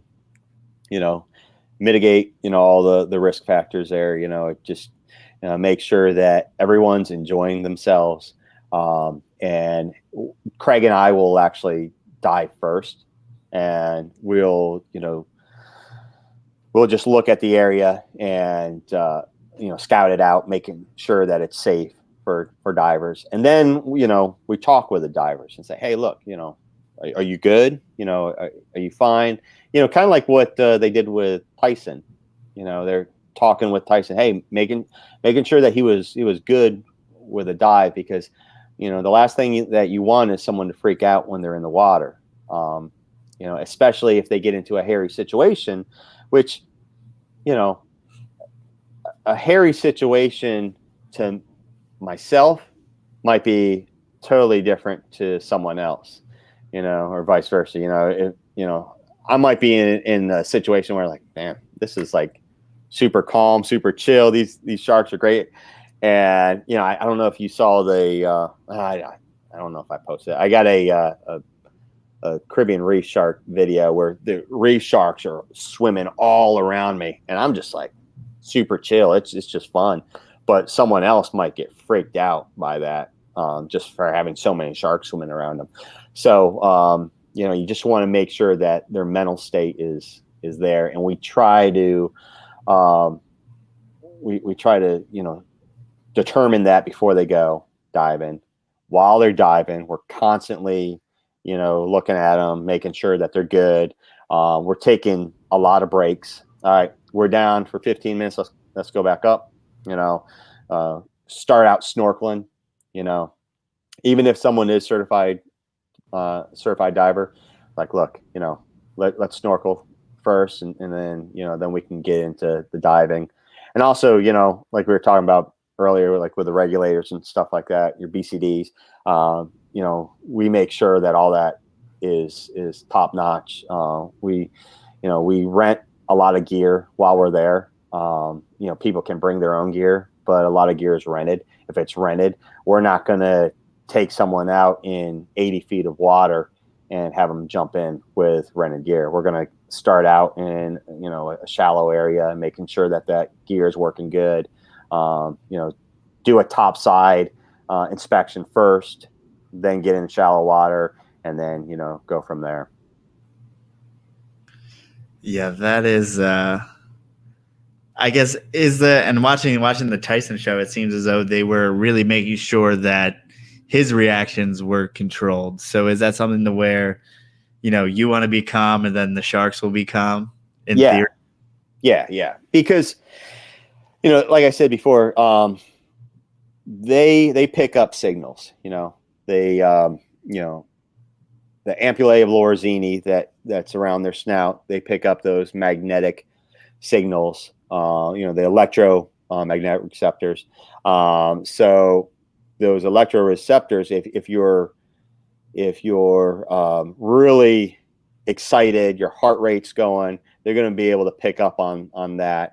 If you're flailing around the water, they have the lateral line, which detects pressure change. They're going to pick up on a lot of, movement in the water. You want someone to be as calm as possible. So that there, this shark video here shows a magnet, and it shows the food to attract them. One set has a box with magnets, and the other set, the control, is just a box without any magnets in there and just in food. So, and what we have noticed that the nurse sharks aren't as they're not as responsive to the magnets as some of the other sharks, like the bulls and the hammerheads. So, which, nurse shark can, definitely put a nasty bite on you if you mess with it, but they're docile. They're pretty chilled sharks. So they're not the ones you gotta watch out for. Yeah, and like I said, unless you're diving in murky water, and it's in the evening, you really don't have to worry about sharks. you know. Some of the areas, in South Carolina where bull sharks do come up into the rivers, you gotta, be cautious, but it's very rare to get bit.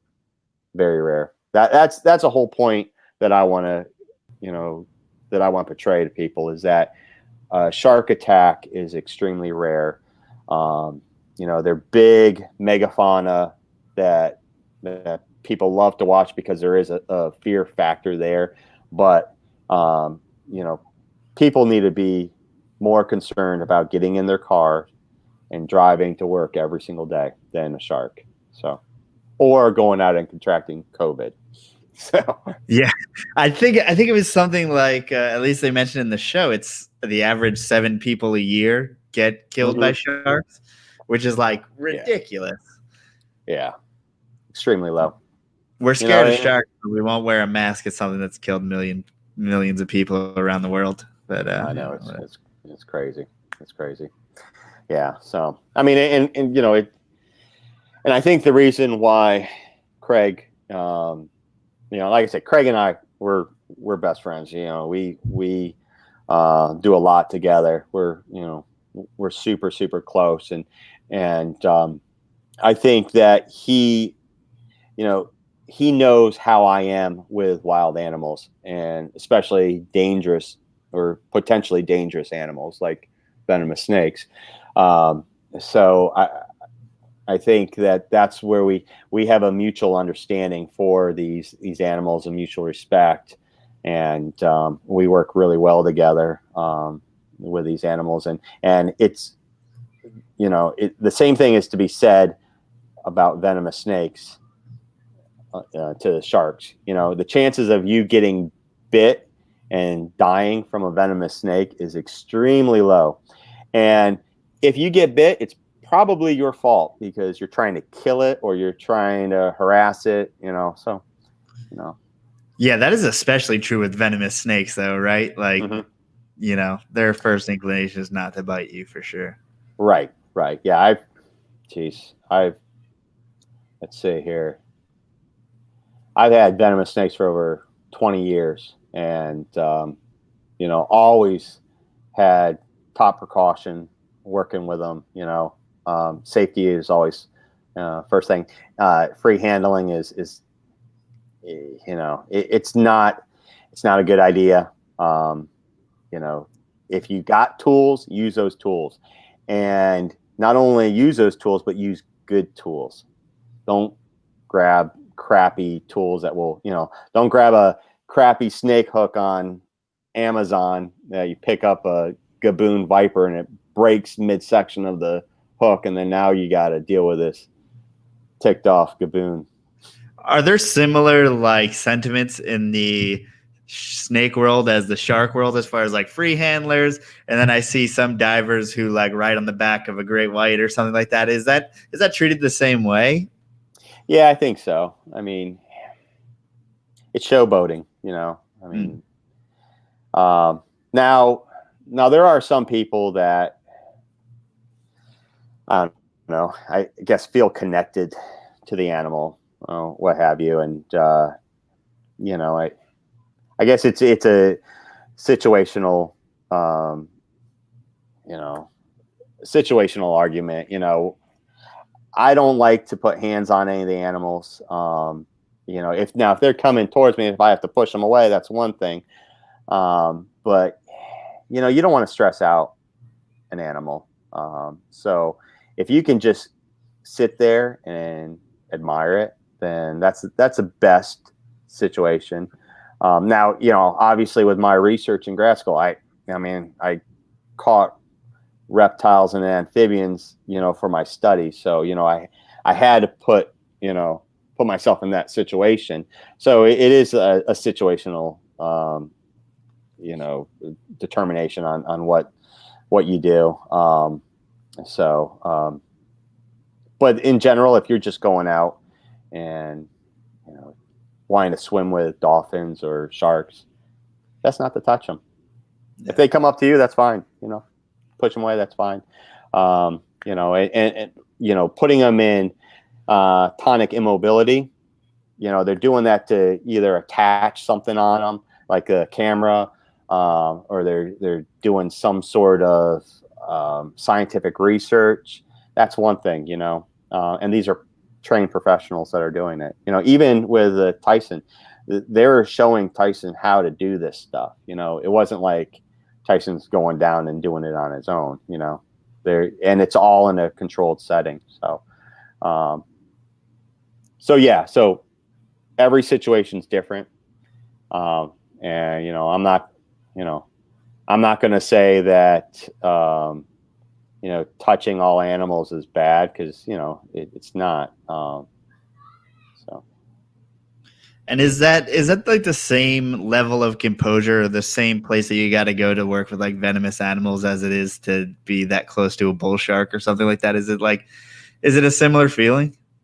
Yeah. So for me, working with venomous, when I was in my snake room working with an animal, my wife knew not to go in the room, not to ask me a question or anything. I was in a zone.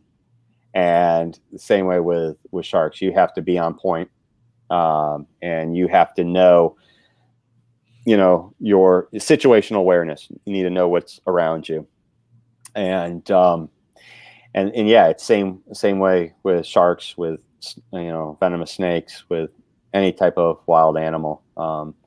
You want to make sure that safety's first. You want to make sure that you have situational awareness. You want to make sure that you're focusing on what's at hand, and not get complacent, and not get preoccupied with other stuff, and not get cocky.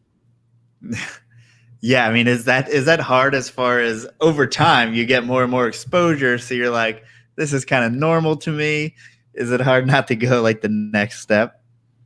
Yeah, I mean, it is. Everyone has some sort of complacency that they fall into. It's and that's like I said, that's with either working with snakes, working with sharks, and wild animals. Your job related. Part of my job is actually law enforcement. So you can't get complacent in situations that can turn out bad. You have to know what's going on around you at all times, and not think that you know everything, because the minute you think that is the minute you're going to get injured, or killed. And I mean, that's kind of the appeal of that situation, is that, say, like, if I'm rock climbing, or when I was in the military, or when I was in basically kind of pseudo law enforcement, there's situations in which that's all you're thinking about. There's no way to think about anything else, or else, or else it goes bad. So, like, I don't know, it's an escape at the same time as it is, a severe focusing into something. Right. Yeah, definitely. And I talk to either my coworkers, or talk to venomous handlers, and they'll all say, man, I got close, and I got close after I've had X amount of years of experience to getting injured or killed. So it's, and that just falls back on the being complacent. So what are you working with now? I mean, how many animals do you have? So I'm doing a lot with dart frogs now, actually. I have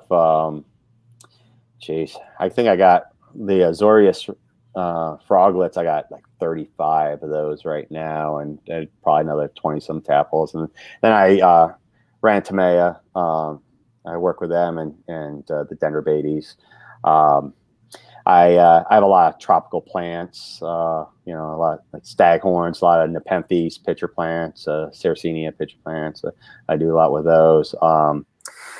Let's see what else. The Gila monsters and beatids. I have a lot of those, and I have a cobra, monocle cobra. I need to get rid of that, but Is that Yeah. the last of your venomous? Are you phasing Yeah. out? Well, yeah, of the snakes. Yeah.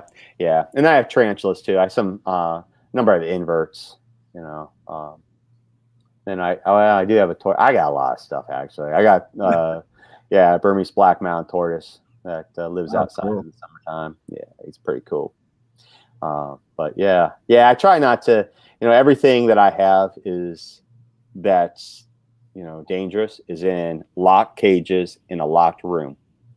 And that is, if you can't provide the correct housing for these animals, then you don't need to have these animals. So that's, I won't really, harp on that too much, but, if you're going to get something dangerous, make sure you are able to contain it safely. Now, you've been keeping venomous snakes for decades. So what was it like when you first got into venomous snakes, and what did you start with? Geez, And how should people do it differently? Well, so when I started, it was, geez. So my Jim Harrison was pretty much my mentor. He started.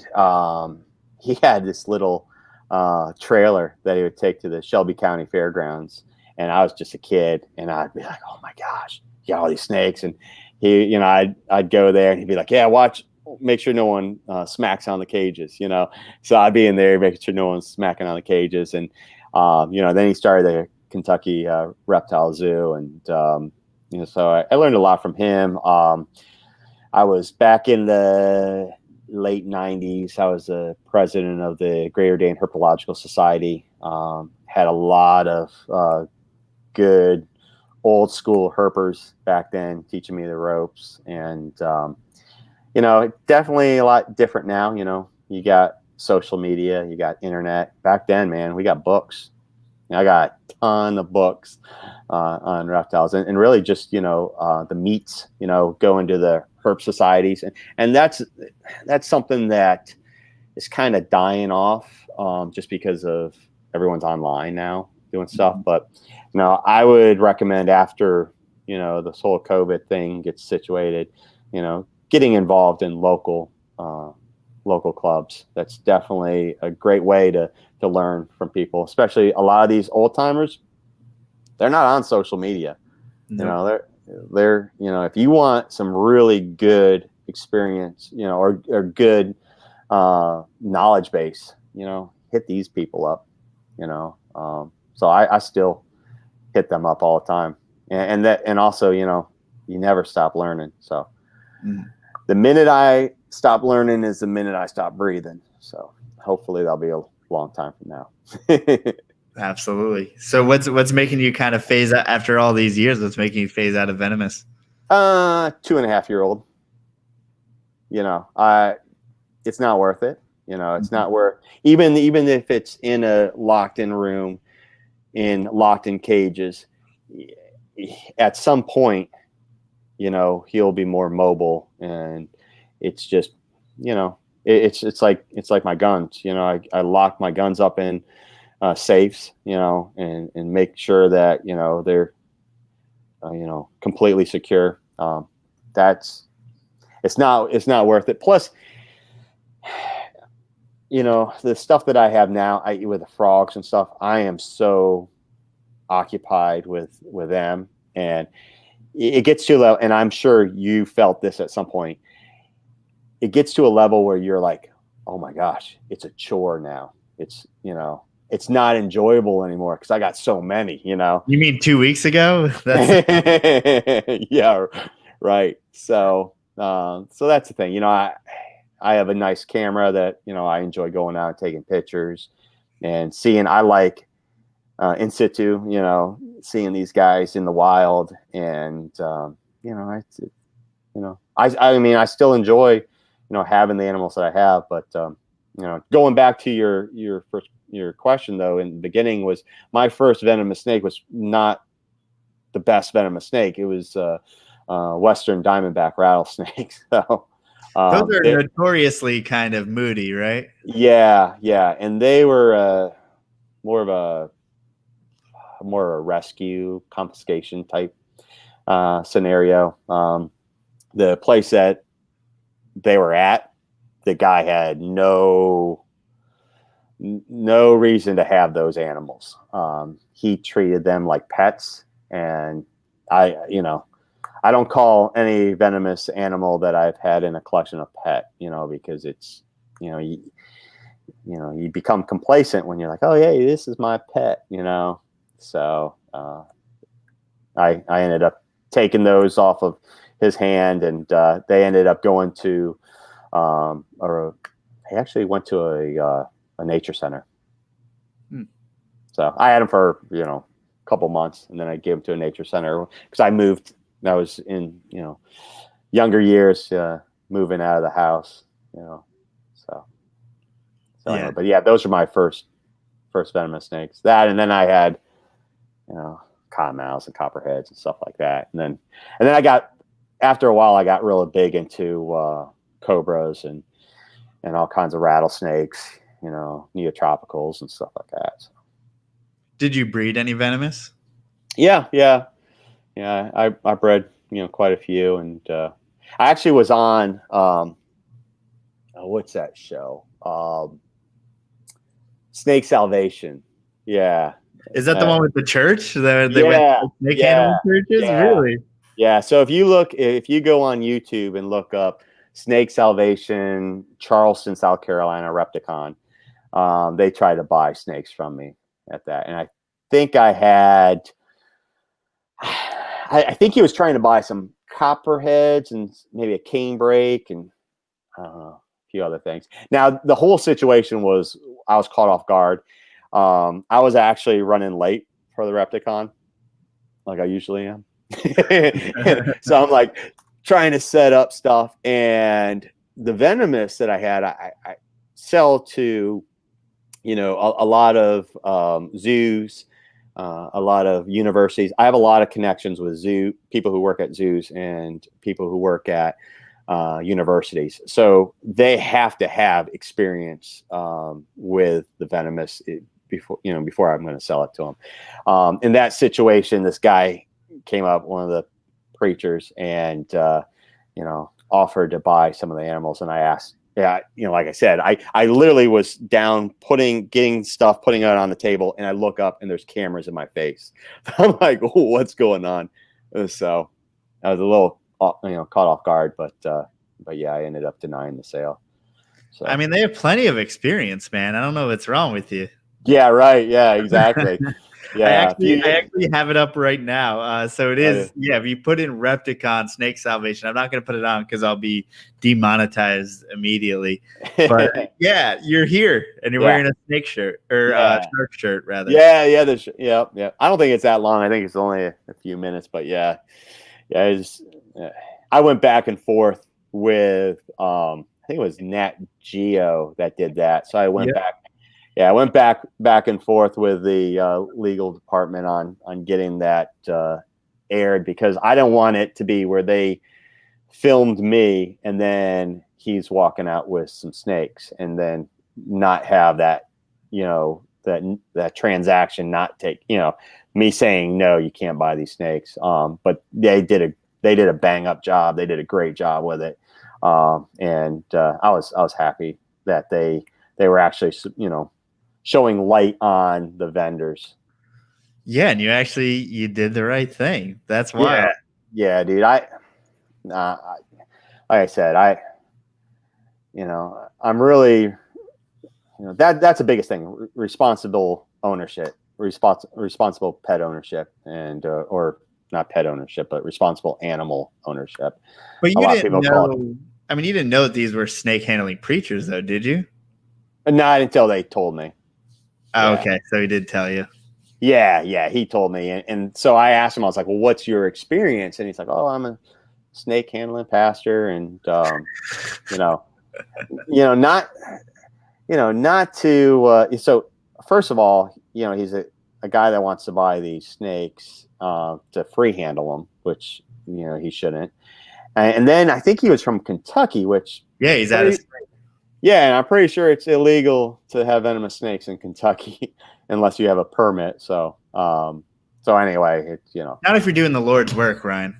Yeah, Yeah, Lacey violation doesn't include that, right? There you go. No, so yeah, it was an interesting show. But I'm glad they put in a good light for Yeah, the because vendors. they could have edited that and totally screwed over the Repticon, or made everything look Right. poorly. Yeah. They could have, and like I said, that's why we kept on going back and forth. And I think it was just me being like overly concerned, and they're like, look, no, we're gonna show it, in good light of you, and I'm like, are you It's a sure? rare case where they actually did. Yeah, they did. Yeah, they did a great job. Yeah, so props to them. So was that a thing where you were you one of a few vendors, or they just happened to have you, they just happened to put that part in?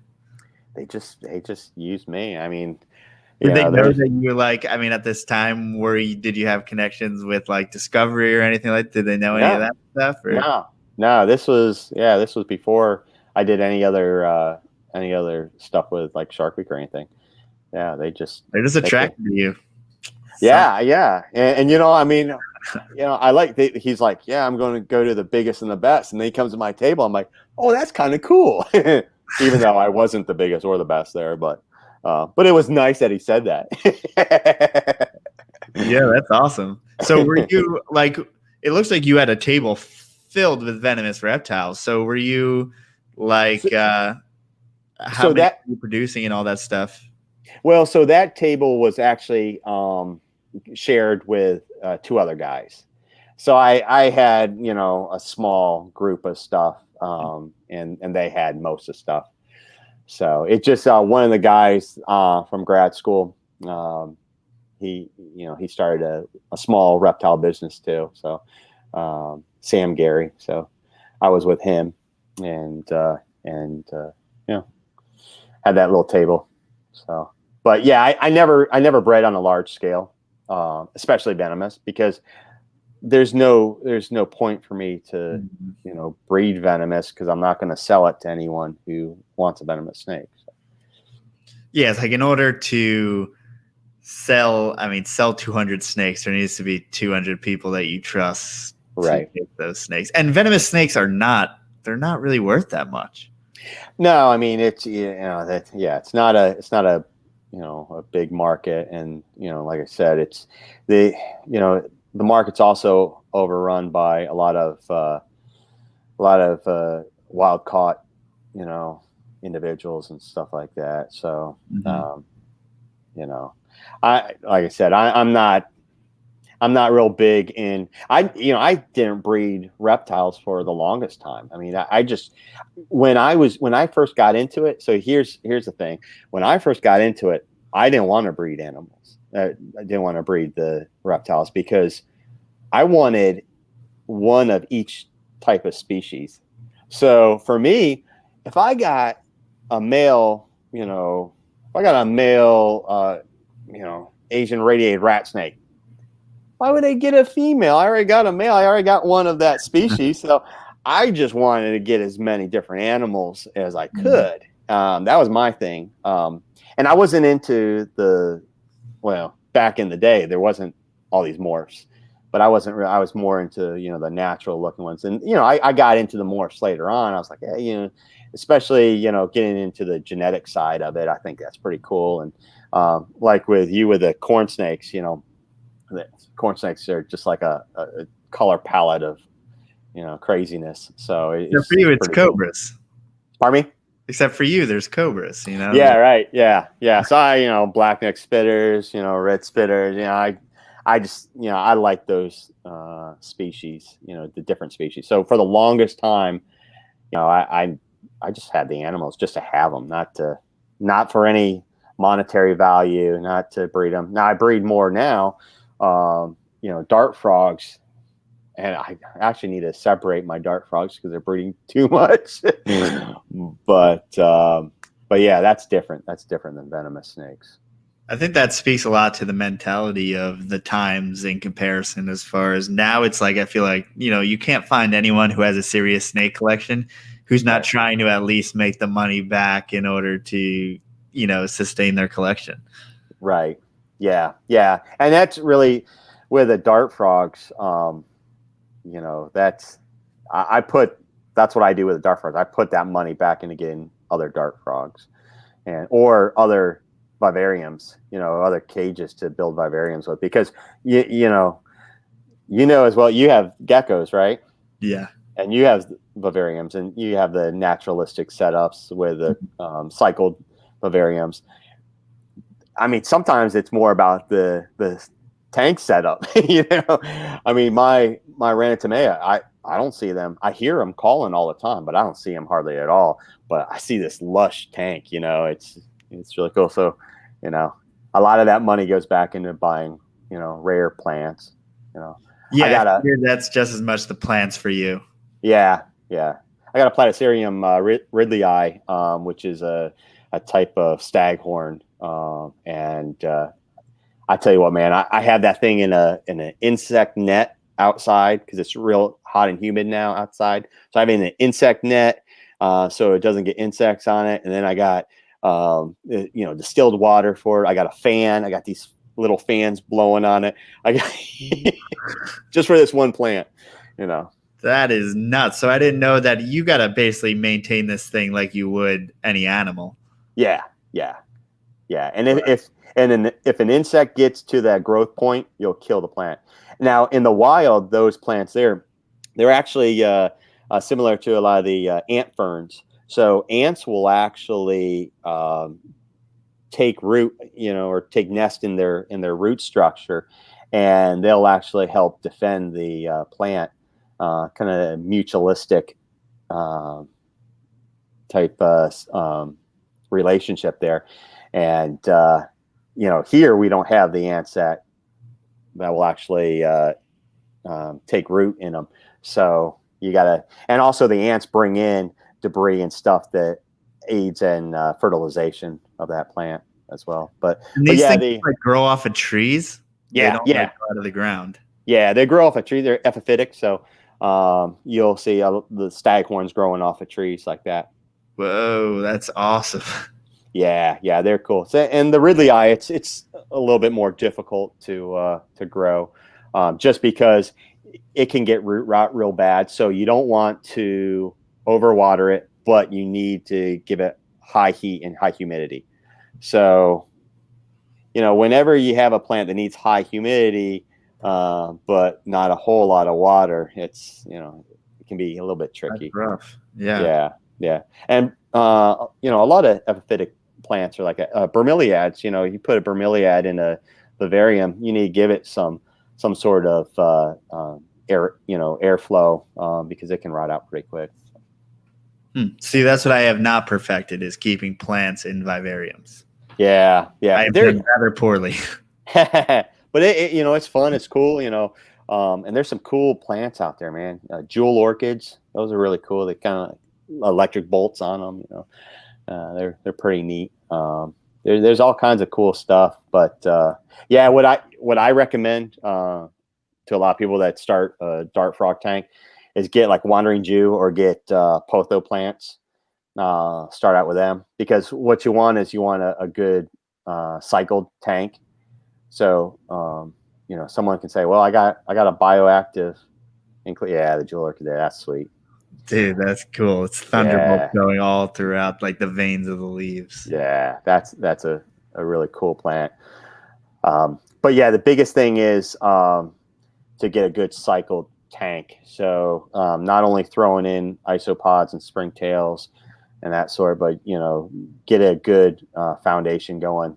Set up a tank for, get it set up for a month before you get dart frogs, and let it cycle, and usually the plants need a little bit time to acclimate. Plants are just like animals, man, when it comes to acclimation. I've gotten plants in shipments, and I'm like, oh man, the thing's gonna die. It just goes downhill because it's in a totally different environment. And then after a couple months, it rebounds. It's kind of like getting an animal shipped in. When you get that animal, it's not going to be at its healthiest state when you first get it, but after time, if you give it the right needs, then it'll do good. Yeah, for sure. So yeah, I appreciate you coming on and teaching us all about sharks and all that stuff. So what's the future of what you're doing with sharks? I mean, do you have anything planned in the future? Well, after this COVID thing, it gets once we get a vaccine and we get this under control, then I think we're going to start doing some more eco tours. That's how Bill Gates microchips you, bro. Come on. Yeah, right. Exactly. Yeah, I gotta watch out for that. You sheep. Yeah. But yeah. Just we're waiting to see how everything goes, and then just getting people out and trying to educate people. And the biggest thing is education, because at one point I was scared to death of snakes when I was really, really little. I was fascinated by them, but I was scared to death of them. Scared to death of tarantulas, and scorpions when I was younger. And what got me over my fear is to learn as much as I could about them and to get the animals. And, and obviously you're not going to, go out and catch a shark and put a shark in an aquarium, that's a big shark, but getting out around them, learning about them, getting your toes wet, and just being around those animals, being more comfortable, will give you a better respect for those animals. And I think that's what, is needed in conservation, is to, get out behind the, computer and go out into the field and see these animals and see their beauty for what they are, and to respect them, and that's what we're all about, is trying to get people excited. I have people all the time, they're like, oh, I hate snakes. I was like, spend a day with me and you won't hate them. And I used to do reptile talks at local schools, bring in all these animals and get people relaxed around them. And that's what's needed, more of that. Absolutely. So if anyone wants to get in touch with you, wants to learn more about Jungle to Sea or OCs or anything that you got going on, where can they find you? So I'm not super active on it right now. So if you do go to like Jungle to Sea on Instagram, Facebook, shoot me a message if you have a question. I'm like I said, I'm not super active on it right now. OC's Conservation Foundation is www.oseasfdn.org. You can go there and check out what's going on there, and you can see about Craig and what he's doing. And I know Horizon Charters was doing something with Craig and doing great white shark diving in Guadalupe. That is cage diving. You can't free dive in Guadalupe with great whites. So, but that would be an experience of a lifetime. So, but yeah, my Jungle to Sea website is, I'm redoing that right now. So usually it's jungletosea.com, but right now the webpage is being revamped. So. Gotcha. And that Jungle and the number 2. Number 2. Yep. Jungle to Sea. But like I said, if you hit me up on Facebook or Instagram, then that's the best way to get a hold of me now. Cool. And if anyone wants to get a hold of me, Port City Pet, Instagram, portcitypet.com, Port City Pythons podcast on YouTube, all that good stuff from the Ground Up podcast. You're listening to it right now, so you're here. So thank you guys so much for listening. Thank you, Ryan, for coming on. Thanks for having me, Joe. I appreciate it. Of course. And happy Shark Week to everyone. Yeah, it's awesome getting out there and talking about different kinds of animals and getting out of the old comfort zone. Yeah. And watch and continue to watch Shark Week, because Craig is he has a couple more shows on this week towards the end of the week. So that's wild. So he's doing multiple shows. And he does really good with Shark Week. Yep, definitely give Craig O'Connell support. So awesome. Ryan, again, thank you. And